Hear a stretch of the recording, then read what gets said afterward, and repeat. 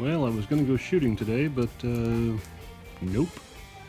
So, what better time to get the project I've been wanting to do for the reloading stuff going? The step-by-step reloading 101 for long range. Okay, before we get started, we want to talk about the data. Where do you get your data? Where do you find all the stuff to put this together? Well, books. Lots of books. Lots and lots and lots of books. Read it, understand it, record your data. Put all your stuff in the binders. This is not my binder here. This is a new one I got, but put all your data in here. What worked, what didn't work very well, what seeding depths of powder charges, all that stuff. Put it in here. But your data needs to come from good sources. So buy books, buy a lot of books. You will find that in the books, they're a little bit inconsistent from one book, such as the Lee, to the Hornady. They're a little bit inconsistent, but on the flip side, they might have powder charges in this book for 243 that they don't have in this book. And you might have a rifle that really likes a powder that you didn't find in this book that's in here. So you could wind up doing a lot of testing.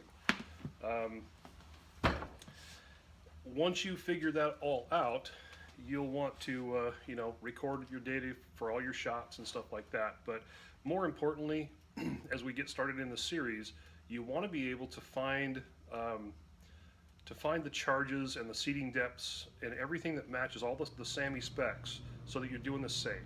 You don't want to go out there and start guessing at stuff, or your best friend's neighbor's grandma said use this charge. No, it doesn't work that way.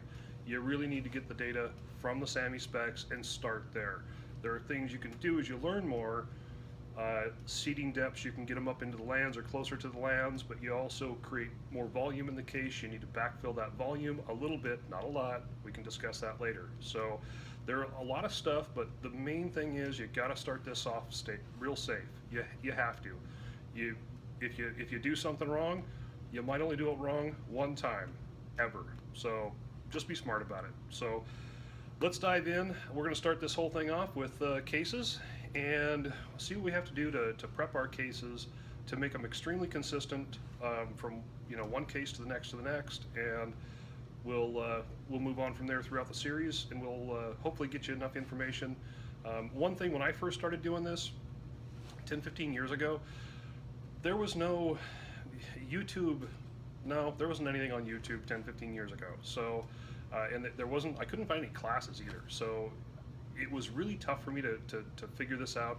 The very first bullet I ever reloaded, I tied a string to the trigger, and I went out and pulled the trigger from about 10 feet back, opened my chamber up, checked inside, pulled the case out, make sure that I didn't have any signs of overpressure, things like that. So if you're brand new to this, it can be a little bit scary, and that's good. Don't ever let it stop being a little bit scary, because that's when you get a little bit overconfident and things can happen. Real bad things can happen. Blow up your gun, hurt yourself, kill yourself. So anyways, enough of this. Stay tuned, folks. We're going to move on with our series. I'll try to break these up into little segments and number them accordingly so you can follow along, and we'll try to get you as much information as we possibly can, and hopefully this is a great hobby for you and you enjoy it. And get out there and start shooting some good groups, and get out there and make that 1,000-yard shot, mile shot, whatever you shoot. So we're going to talk a little bit about the brass selection in this little short video here. So the selecting brass is, you'd think you just go to the store and buy a bag of brass, and you can. You might not be real happy about it, but you can. If we're looking at we want to look at quality brass, right? We want to look at something that is going to have a little bit longer life expectancy, stuff that's very consistent, stuff that weighs out, from box to box or bag to bag, weighs out pretty consistent across the board.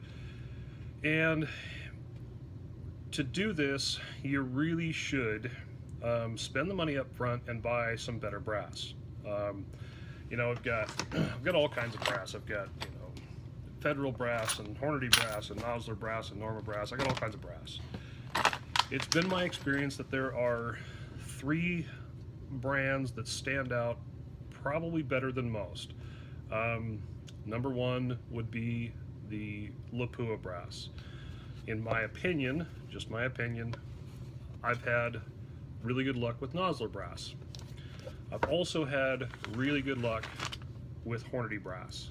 And, the price goes from 35 bucks starting with the Hornady up to, over 100 bucks for the Lapua. So, but I've shot Winchesters and Federals and Remingtons and all kinds of other stuff. There's a big difference between how the brass, what the makeup is in the brass. And when you start looking at the brass as far as the compound and what other materials are in there, and I don't know and probably could never find out, but there's a you wind up with things like head separation and premature split necks, things like that that really really kind of rain on your parade when you think you're doing all the right stuff, and then pretty soon the second or third reload into this brass, and you've split a neck or separated a head or something like that. So I have not experienced this with Lapua brass, Nosler brass, or Hornady brass. I have experienced it with the other brands out there.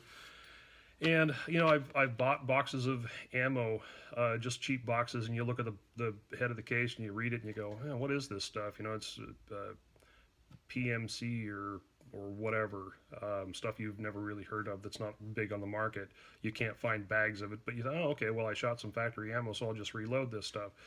I've got some stuff that I've shot in my 243, an old one I used to have, and the first reload, I split necks, a lot of necks, to the point where I felt it was just really, really unsafe, and I just threw it all away. Even the stuff I'd loaded, I just threw it all away. It was worthless. So when you look at buying brass, just spend the money, get the good stuff up front, and I think you'll be a lot happier. You're going to have to turn less material off the necks. They'll be more consistent.